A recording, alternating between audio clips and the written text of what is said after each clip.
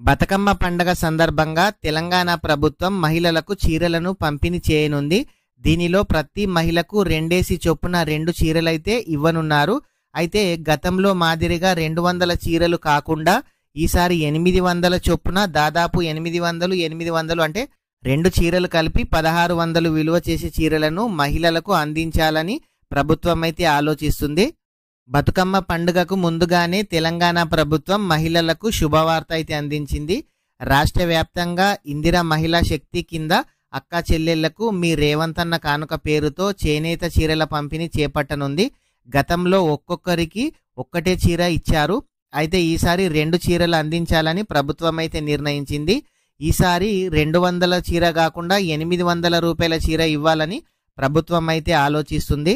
ఈ నెల 21వ తేదీలోపు ఈ చీరలు పంపిణీ చేయాలని ప్రభుత్వం అయితే నిర్ణయించింది.